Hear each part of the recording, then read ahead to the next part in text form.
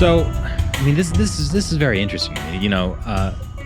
The U.S. obviously treats Iran as a pretty big threat. They have threatened to nuke Israel. The U.S. has put pretty stringent sanctions on Iran, but the Chinese Communist Party continues to do a lot of business with Iran. Why are they doing that? I think what they're doing it largely by necessity to some degree, and they're doing it because ultimately their interests are different than ours, and it also provides a way to stick it to us and to the West. But China is heavily reliant, almost entirely reliant in terms of exports on oil from Russia and the Middle East. And the Russia part is a whole other story, I'm sure, for many podcasts, many recordings. But it needs the supply of oil from the Persian Gulf, and it does not have an interest in bringing down the full wrath of the United States. Right? It doesn't want to trigger secondary sanctions by using U.S. dollars to buy oil, but all the ways that can happen, which we can get into if you like, but they still sort of need the oil. And so they've reached an arrangement with the Iranian regime by which they can secure a significant amount of oil, and it's more than doubled in about the last 14 months, without triggering US sanctions through a sort of barter system, whereby China trades all of these goods, mostly sort of cheap manufacturing goods, to Iran, and in exchange they get Iranian oil at and it's sort of hard to value this way, but at essentially below market price. And so it certainly is a nice bonus for Beijing that this sort of further brings together the sort of axis of autocracies in China, Russia, North Korea, and Iran. But what's really driving it is the need for oil.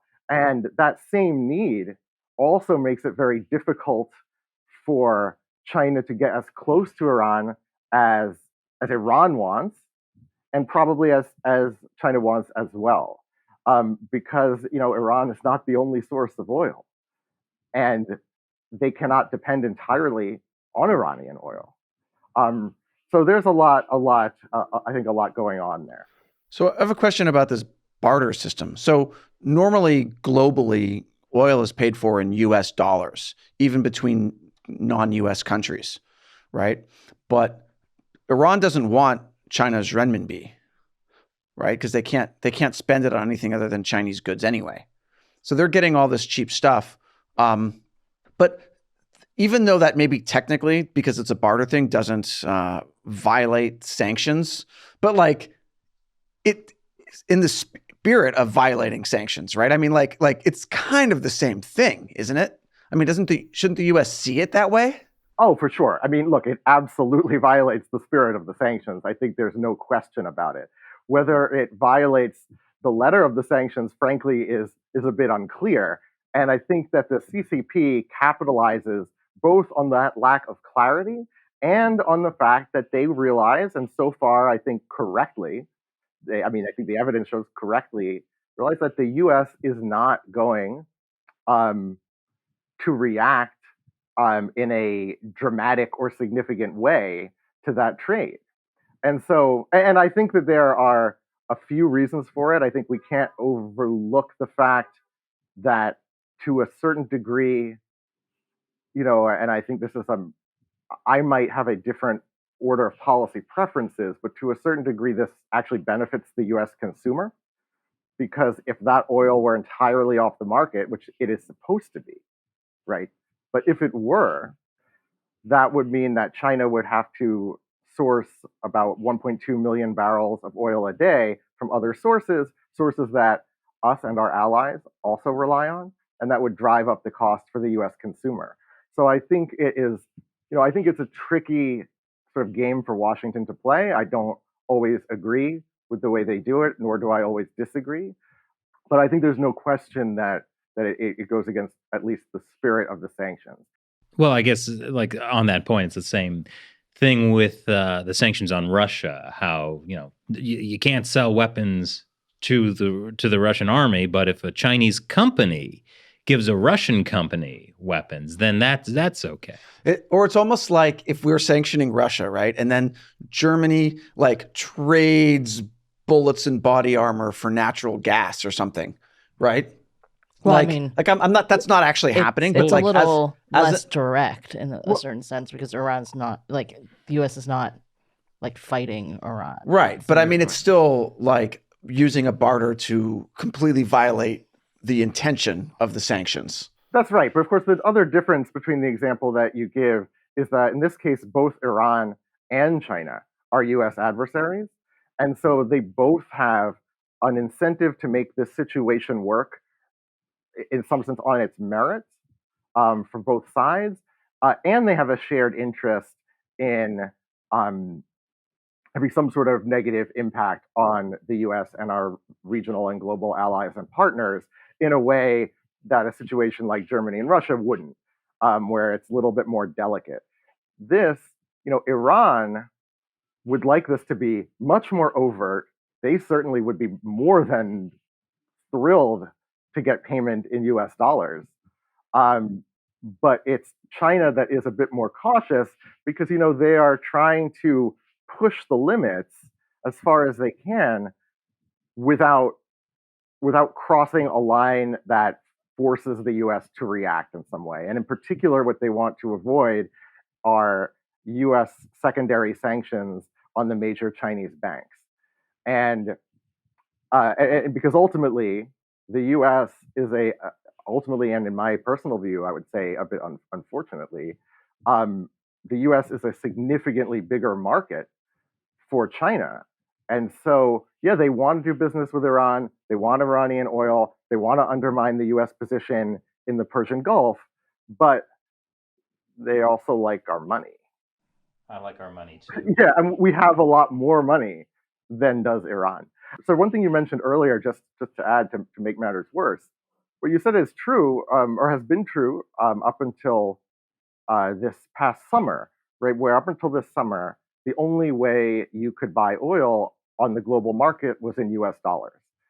But for the first time, I forget the exact day, both Saudi Arabia and the UAE have Saudi Arabia has indicated willingness to accept payment in RMB, and UAE actually has accepted payment for oil in RMB. And that is a very small fraction. I mean, almost so small, it's almost hard to measure in terms of the global oil trade, but it did kind of shatter a long-standing global precedent that, and I think we haven't I don't think that's broken through in public awareness. And I think in part because there's a lot of other things going on, but certainly has potential long-term consequences. So what is the incentive for the UAE and Saudi Arabia to accept Chinese yuan? Because obviously the CCP loves that they would take it, but what is the incentive on the other side? I could venture a guess. I mean, I think that's a big question. In terms of trying to get inside the heads of what the Emiratis and the Saudis are thinking here, because they're also, in particular the Emiratis, trying to play all sides, as best they can. What I would, and this is an educated guess, I don't know this for certain, I would assume that they are getting a better deal, right? That they are getting above market value in RMB, and that those countries see a value in having some level of their own reserves held in RMB, and thus it probably works out okay for both sides. I mean, the Emiratis and the Saudis have not sort of opened the floodgates to that sort of thing because, again, I think even though they are partners of the U.S., not formal allies, they are trying to see how far they can push things as well, both with China and Russia. What do you think the ultimate impact of that will be? I mean, I don't know. It's sounding like we might need another war for oil. Well, I don't think. I mean, I don't. Thankfully, I don't think that's going to be in the cards. A war for oil.